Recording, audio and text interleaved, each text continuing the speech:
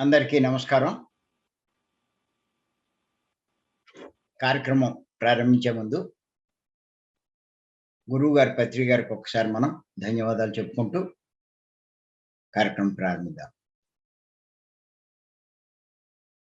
మనం గత 57 ఎపిసోడ్‌ల నుంచి ఒక్క విషయం మీదే చెప్పుకుంటున్నాం. ఏమిటంటే విగ్రహారాధన గురించే. పత్రి గారు చెప్పినటువంటి జ్ఞాన సందేశాల్లో ఒక్క విషయం తెలుసుకొని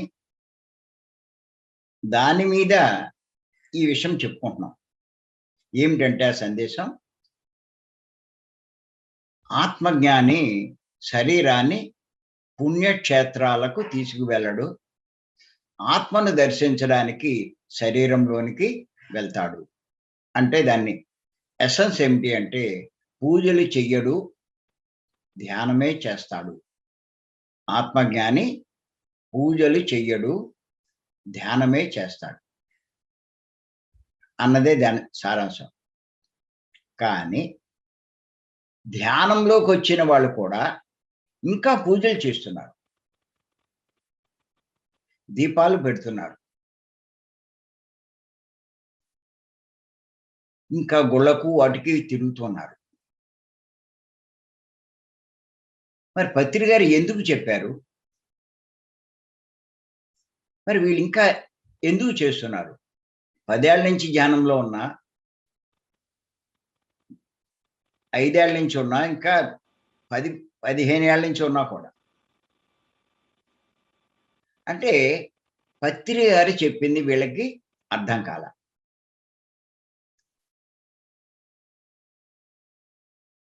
పూజలు ఎందుకు చేయకూడదు? విగ్రహారాధన ఎందుకు చేయకూడదు? ధ్యానమే ఎందుకు చెయ్యాలి? అన్న అవగాహన కలగకపోవడం వల్లే ఇలా చేస్తున్నారు. ఇంకా చాలామంది అభిప్రాయం ఏంటంటే, చేస్తే నష్టమేంటి? అదేం తప్పు కాదు కదా! అంచేత మేము అది చేస్తాము, ఇది చేస్తామంటారు. ఇంకా కొంతమంది ఏమంటారంటే, మాకర్థమైంది, మేము మానేద్దాం అనుకుంటున్నాం. ఇంట్లో వాళ్ళ ఒత్తిడి ఎక్కువైపోయి మేము చేయవలసొస్తుందంటారు. మా వరకు మాకు చెయ్యాలనేమీ లేదు, కానీ ఇంట్లో గురించి అంటూ ఉంటారు. అంటే మొత్తం మీద చేస్తున్నారు. ఇలాగ రకరకాల కారణాలు చెప్తున్నారు. ఏది ఏమైనా ఒకటే లెక్క. పూజలు చేస్తున్నారు అంటే కనుక ఖచ్చితంగా వాళ్ళకి అవగాహన లేదు. దేని మీద అవగాహన లేదు అంటే దైవం గురించి, దైవం మీద అవగాహన లేదు. దైవం గురించి సరిగ్గా అర్థం చేసుకోలేదు. దైవం ఎవరు? దైవం ఎక్కడుంటాడో? ఆ దైవాన్ని ఎలా ఆశ్రయించాలో? ఆశ్రయిస్తే వచ్చే లాభాలేంటో? దైవాన్ని కాకుండా ఇంక ఎవరిని ఆశ్రయించినా వచ్చే నష్టమేమిటో? ఈ విషయాలు అవగాహన లేదు. లేకపోవడం వల్ల అలాగే చేస్తూ ఉంటారు. ఇక్కడ ఇప్పుడే చెప్పుకున్నాం. అజ్ఞుడు, అల్పజ్ఞుడు, విజ్ఞుడు అని. దీన్ని కూడా మనం అన్వయించుకోవచ్చు. అజ్ఞుడు అంటే నేను దేహము అన్న భావంలో ఉన్నవాడు. అలాగే విగ్రహమే దేవుడు అన్న భావంలో ఉన్నవాడిని అజ్ఞుడు కూడా అని కూడా అనొచ్చు మనం. అల్పజ్ఞుడు అంటే నేను దేహం కాదు, ఆత్మ అన్న విషయం తెలుసు. కానీ ఏం చేస్తూ ఉంటాడంటే దేహం అన్నట్టుగానే జీవిస్తూ ఉంటాడు. దేహానికే ప్రాముఖ్యం ఇస్తూ ఉంటాడు. అలాగే విగ్రహం దేవుడు కాదు. ఆత్మ దేవుడు అన్న సంగతి తెలుసు. కానీ తెలుసు కానీ ఇంకా విగ్రహారాధనలు చేస్తూ ఉంటాడు. వీడు అల్పజ్ఞుడు. విజ్ఞుడు అంటే నేను ఆత్మ అన్నది బాగా అవగాహన చేసుకున్నవాడు. ఆత్మకే ప్రాముఖ్యం ఇచ్చేవాడు. ఆత్మ లాభాల కోసమే కృషి చేసేవాడు. దేహానికి అసలు ప్రాముఖ్యం ఇవ్వడు. ఇక్కడ మనం చూసుకుంటే ఆత్మే దైవం అన్న సంగతి తెలుసుకుంటాడు. విగ్రహం దేవుడు కాదు అన్న విషయం కూడా తెలుసుకుంటాడు. అంచేత దైవమైనటువంటి ఆత్మకు ప్రాముఖ్యం ఇస్తాడు. విగ్రహాన్ని అసలు ప్రాముఖ్యమే ఇవ్వడు. విగ్రహారాధన చేయడు. ఒకవేళ గుడికి వెళ్ళినా అక్కడే కూర్చుని ధ్యానం చేస్తాడు. ఇంట్లో ఫోటోలు ఉన్నా వాళ్ళని ఆదర్శంగా తీసుకుంటాడు. అది విజ్ఞుడు చేసే పని.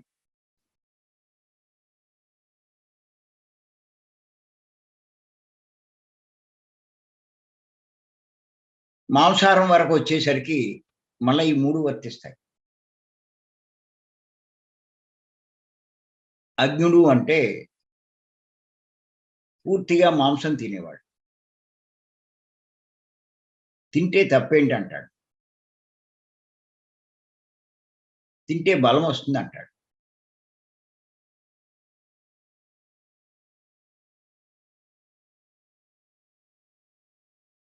ఇంక అంతకన్నా వాడికేం తెలీదు.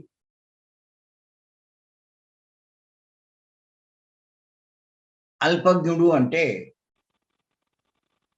తెలుసుకున్నాడు వాడు. మాంసం తింటే పాపం. మనం ఎలాంటి వాళ్ళమో, ఆ జంతువులు అలాంటివే అని తెలుసుకున్నాడు. కానీ ఇంకా మాంసం తింటూనే ఉంటాడు. తాను మానేసినా ఆ సంసారం కోసమో, భర్త కోసమో, పిల్లల కోసం వండుతూ ఉంటారు. ఆ పాపం చేస్తూనే ఉంటారు. తెలుసు అది పాపమన్న సంగతి. అయినా సరే ఇంకా దాంట్లోనే ఉంటూ ఉంటారు. ఇది అల్పజ్ఞత. విజ్ఞుడు అంటే పూర్తిగా అవగాహన చేసుకున్నాడు. ప్రతి జీవి దైవమే, దైవ స్వరూపమే. ఏ జీవిని హింసించినా ఆ పరమాత్మను హింసించినట్టే. దాని ఫలితం చాలా ఘోరంగా అనుభవించాల్సొస్తుంది అని నిర్ణయించుకొని ఇంకెటువంటి పరిస్థితిలో మాంసం జోలికి వెళ్ళడు. ఇంట్లో ఎంత ఒత్తిడి వచ్చినా ఆ మాంసం వండడు. మీరేం చేసుకుంటారో చేసుకోండి. నేను మటుకు నా చేతులతో ఆ పని చేయను అని చెప్పి వాళ్ళు చెప్తారు. అంచేత ఇది గుర్తుపెట్టుకోవాలి మనం. చాలా ఇంపార్టెంట్ విషయం. మీరు ఏ స్థాయిలో ఉన్నారు అన్నది మీకు అర్థమవుతుంది. ఎవడే స్థాయిలో ఉంటే ఆ పని చేస్తాడు పెద్ద. అదేమీ విశేషమేం కాదు కానీ, మన జ్ఞాన స్థితిని మనం పెంచుకుంటూ ఉంటే, మన ప్రవర్తనలో మార్పు రావాలి. ఎలాంటి మార్పు రావాలి? ఇదే మార్పు. అబ్బాయి నాకు అంతకుముందు నీరసంగా ఉండేది. ఇప్పుడు నీరసం పోయిందండి. ఇది జ్ఞానపరమైనటువంటి మార్పు కాదు. ఇంతకుముందు మనశ్శాంతి ఉండేది కాదు. ఇప్పుడు ధ్యానం చేశాక కాస్త మనశ్శాంతిగా ఉంది. అంతకుముందు అంత హుషారుగా ఉండేది కాదు. ఇప్పుడు హుషారుగా ఉంది. అంతకుముందు మందులు వాడే ఇప్పుడు మందులు ఇయన్నీ జ్ఞానం పెరిగినట్టేం కాదు.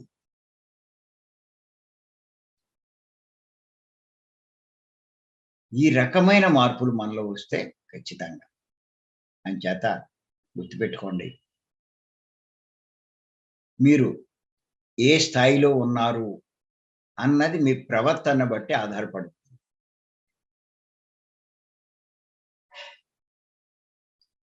మీరింకా పూజలు చేస్తున్నారు అంటే, ఇంకా విగ్రహం, దైవం అనే భావంలో ఉన్నారు. దాని గురించే ఎందుకోసమంటే, పూర్వకాలం నుంచి అందరూ అదే చేస్తున్నారు. ఆచారంగా వస్తుంది. అందరూ అదే చేస్తున్నారు. పెద్దలు, పండితులు కూడా అదే చెప్తున్నారు. అంచేత దాన్ని అలాగే కొనసాగిస్తున్నారు. పత్రి గారొచ్చిన తర్వాతే అర్థమైంది. అందరి విషయం ఏంటి, నేను గూడా అంతే పత్రి గారు పరిచయం అయ్యేదాకా విగ్రహారాధన చేసిన వాడినే నేను. కానీ పత్రి గారు పరిచయమై ఈ విషయం తెలుసుకున్నా. విగ్రహం దేవుడు కాదు, ఆత్మే దైవమని. ఎప్పుడైతే తెలుసుకున్నానో, నేను అందరిలాగా వదిలేయలా. ఇందులో సత్యం ఎంత అన్నది తెలుసుకునే ప్రయత్నం చేశాను నేను. ఎన్నో విషయాలు తెలుసుకున్నా. ఎంతో తెలుసుకున్నా. మరి ఆ విషయాలే ఇప్పుడు చెప్తున్నాను 57, 58 ఇప్పుడు 58వ టాపిక్‌లోకొచ్చాం మనం.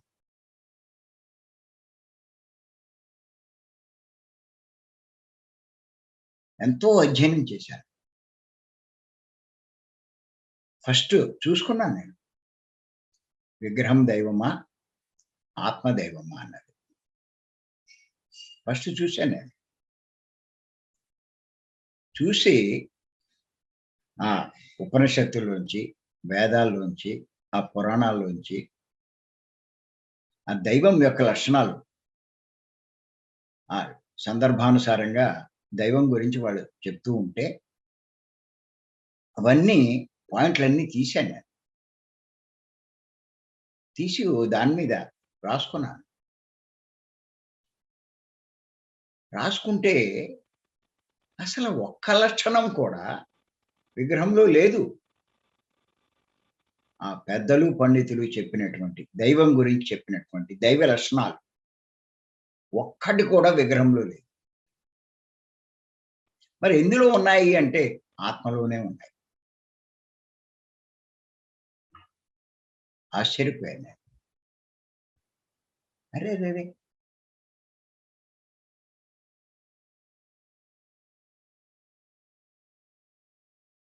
దైవం యొక్క లక్షణం ఒక్కటి కూడా లేదు అంటే విగ్రహం.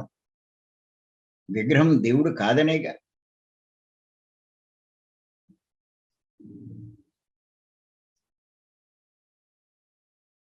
మరి ఆత్మే దైవమైనప్పుడు, ఆత్మలోనే ఈ లక్షణాలన్నీ ఉన్నప్పుడు, మనం ఆశ్రయించవలసింది, ఆరాధించవలసింది ఎవరిని అని ప్రశ్నించుకుంటే ఆత్మనే అన్నది అర్థమైంది.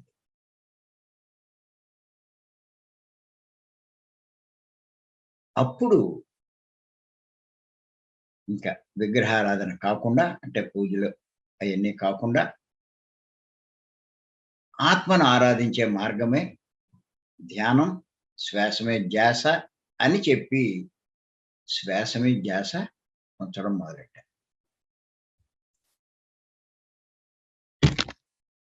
50 ఏళ్ళు పైచిలకు విగ్రహాన్ని ఆశ్రయించాను కానీ, నాలో ఏ మార్పులు లేవు. కానీ ఆత్మను ఆశ్రయించడం మొదలెట్టినప్పటి నుంచి విపరీతమైన మార్పులు నాలో చోటు చేసుకున్నాయి. ఆశ్చర్యపోయాను నాలో వచ్చిన మార్పు.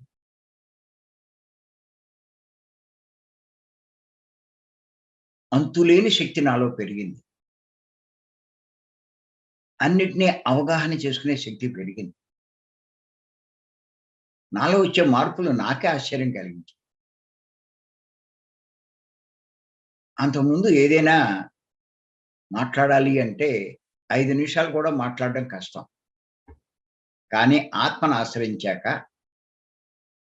ఆత్మే దైవం అని తెలుసుకొని, ఆత్మే పరమాత్మ అని తెలుసుకొని, పరబ్రహ్మ అని తెలుసుకొని, అంత గొప్పవాడైనటువంటి ఆత్మను ఆశ్రయించాక, నేను గంటలు గంటలు కాదు, రోజుల తరబడి ఒక విషయం ఇస్తే దానికేం ప్రిపరేషన్ అక్కల. ఎంతైనా చెప్పగల స్థాయికొచ్చాను నేను.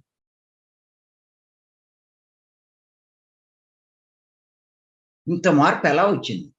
చూస్తే ఆత్మను ఆశ్రయించడమే అన్నది అర్థమైంది. అంతకుముందు నేనే పుస్తకం రాయలా. కానీ ఆత్మను ఆశ్రయించిన తర్వాత ఇంచుమించు 40 పుస్తకాలు రాశాను. ఇవాల్టికి చూస్తే ఇంకో 40, 50 పుస్తకాలుంటాయి. ఇంకా ఇయన్నీ ప్రింట్ చేయాలి అంటే చాలా టైం తీసుకున్నట్టుగా ఉంది. ఇంత జ్ఞానం ఎక్కడి నుంచి వచ్చింది అంటే ఆత్మను ఆశ్రయించడం వల్లే.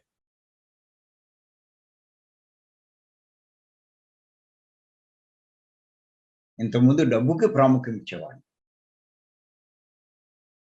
కానీ ఆత్మను ఆశ్రయించాక జ్ఞానానికి ప్రాముఖ్యం ఇస్తున్నాను.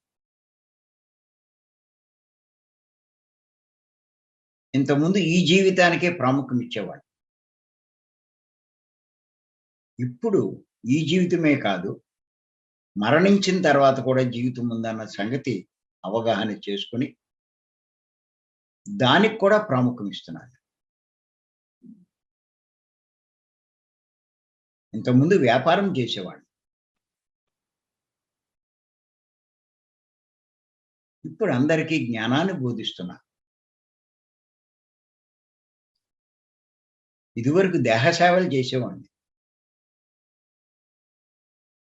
దేహానికి లాభించే సేవలు.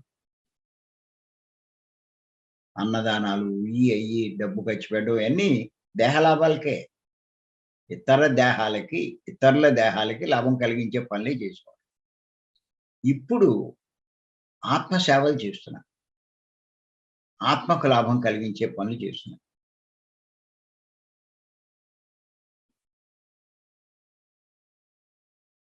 ఇదివరకు గర్వము, అహంకారము బాగా ఉండేవి. మెల్లిమెల్లిగా తగ్గిపోయింది. అసూయ, ద్వేషం ఇలా ఉండేవి. ఆత్మ ఆరాధన మొదలెట్టాక అన్నీ తగ్గిపోతూ వచ్చినియి.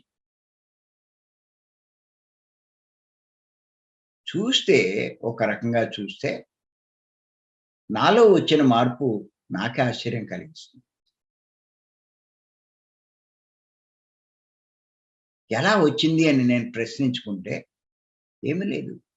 సింపుల్. ఇదివరకు విగ్రహారాధన చేసేవాడిని. ఇప్పుడు ఆత్మారాధన చేస్తున్నా. అదే తేడా. అంతకన్నా ఇంకేమి లేదు. సింపుల్ అండి. ఈ సీక్రెట్ మీకు అర్థమవుతే మీరు గూడా గొప్పగా మారిపోతారు. గొప్ప మార్పు మీలో వస్తుంది.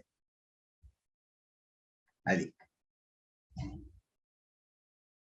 అందుకోసమే ఇది అర్థం చేసుకొని మీలో మార్పు తెచ్చుకుంటారనే ఇన్ని టాపిక్‌లు తీసుకోవడం.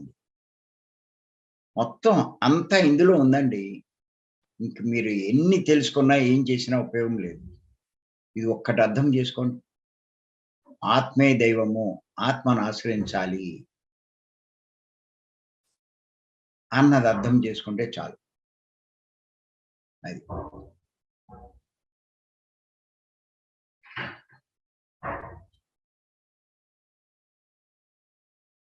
ఇప్పుడు మన మాస్టర్స్‌లో కూడా చాలా మందికి ఇది ఇంకా సరైన అవగాహన లేక ఏం చేస్తున్నారు అంటే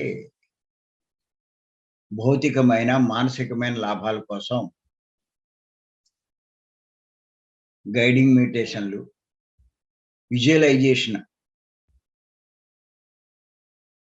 అంటే భవిష్యత్తును ఊహించుకోవడం. వాడు అనుకున్నట్టుగా ఇప్పుడు ఊహించుకుంటాడు. ఇలాంటి మెడిటేషన్‌లు చెప్తున్నారు. సరే ఎవరి స్థాయిలో వాళ్ళు చెప్తారది. అక్కడ తప్పు అనేదేమి లేదు కానీ, ఇక్కడ మీరు అవగాహన చేసుకుంటే, ఆ లాభం మీరు పొందుతారు. శ్వాస మీద ధ్యాస వదిలేసి, ఎంతసేపు ఆ గైడింగ్‌లో ఉండిపోతున్నారు.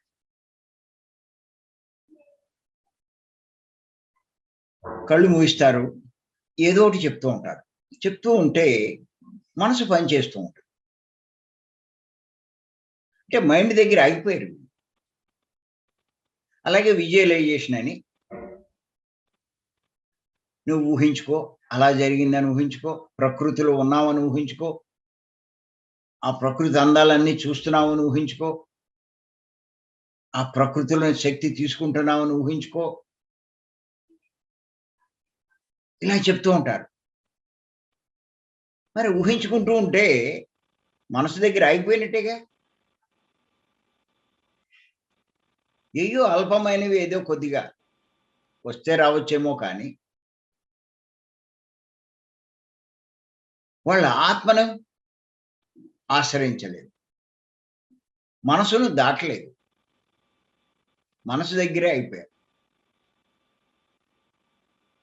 వాళ్ళల్లో విపరీతమైన మార్పులు రావు. నేను ఖచ్చితంగా చెప్తున్నాను. వాళ్ళక్కడే అయిపోతారు.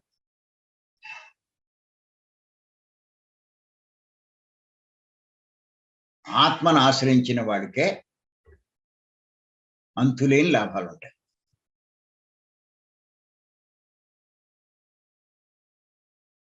చెప్పాను నేను. మనసును దాటి ఆత్మతో మనం ఉన్నట్లయితే ఇది ఆత్మ, ఇది దేహం. ఆత్మ లక్షణాలన్నీ దేహంలో ప్రస్ఫుటమవుతూ ఉంటాయి.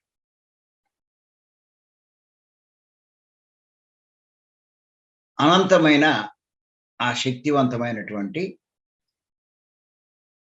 ఆ పనులు చేయగలుగుతూ ఉంటాడు. ఆ ప్రజ్ఞ చూపించగలుగుతూ ఉంటాడు. అది.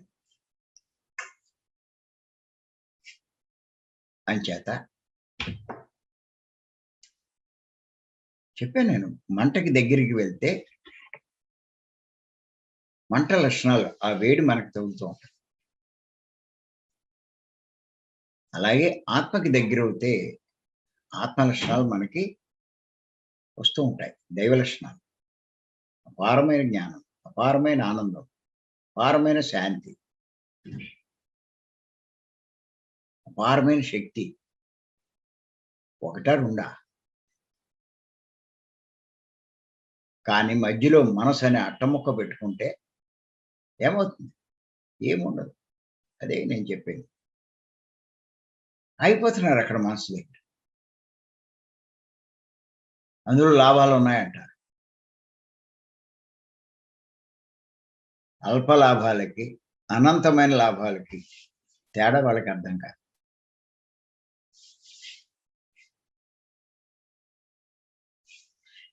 ఎందుకు అర్థం కాదు అంటే ఆత్మ గురించంత అవగాహన లేక. ఆత్మ ఎంత గొప్పదో తెలుసుకోక. అది తెలుసుకున్నవాడు ఆత్మనే ఆశ్రయిస్తాడు కానీ ఇంక దేన్ని ఆశ్రయించడు. అసలు మీరు ఆత్మను ఆశ్రయించండి. మీరు పొందందంటూ ఏదుంది? ఇంచేత పూజల్లో ఉన్నవాడికి గుణం మారదు, మనసు శుద్ధి కాదు, బుద్ధి వికసించదు, వాళ్ళ ప్రవర్తన మారదు. ఇంక ఇలా చెప్పుకుంటూ పోతే అంతా నష్టమే. కానీ ఆత్మను ఆశ్రయించే వాళ్ళకి మెల్లిమెల్లిగా ఏం జరుగుతుంది అంటే వారి యొక్క గుణం మారుతుంది. మనసు శుద్ధి అవుతుంది. బుద్ధి వికసిస్తుంది. వివేకం కలుగుతుంది. విచక్షణ జ్ఞానం ఏర్పడుతుంది. అన్నీ తెలుసుకోగలుగుతారు. వారిలో లోపాలు సరిజేసుకుంటారు. ఎన్ని మార్పులొస్తాయో అన్ని మార్పులొస్తాయి. అంచేత ఇది ప్రతి ఒక్కళ్ళు తెలుసుకోవాలి. మీరు చేసుకుంటే ఎవరికీ నష్టమే లేదు. అది మీ జీవితం, మీ ఇష్టం. మీరు లాభం పొందాలి అంటే ఖచ్చితంగా విగ్రహాన్ని వదిలి ఆత్మను పట్టుకోవాలి. పత్రి గారు చెప్పినట్టు. మీకు తెలియకపోతే ఇంకా తెలుసుకునే ప్రయత్నం చేయండి. 57, 58 టాపిక్స్ చెప్పాను అంటే దాన్ని బట్టి మీరు అర్థం చేసుకోండి. ఇంకా చెప్పొచ్చు. చెప్తానేమో. ఇంకెన్ని చెప్తానో. ఎంచేతంటే దైవం గురించి, ఆత్మ గురించి ఎంత చెప్పినా తక్కువే. తెలుసుకునే కొద్దీ ఇంకా అనంతంగా వస్తూనే ఉంటాయి. అంచేత ప్రతి ఒక్కళ్ళు ఇది అర్థం చేసుకొని ధ్యానం చేయండి. శ్వాస మీద ధ్యాస ఉంచండి. కళ్ళు మూయడం కాదు. మనసు కూడా మూయండి. ఆత్మతో ఉండండి. అది. మరి ఈ అవకాశం ఇచ్చిన మీ అందరికీ నేను ధన్యవాదాలు చెప్తున్నాను. రేపు మరికొన్ని విషయాలు తెలుసుకుందాం. Thank you. Thank you.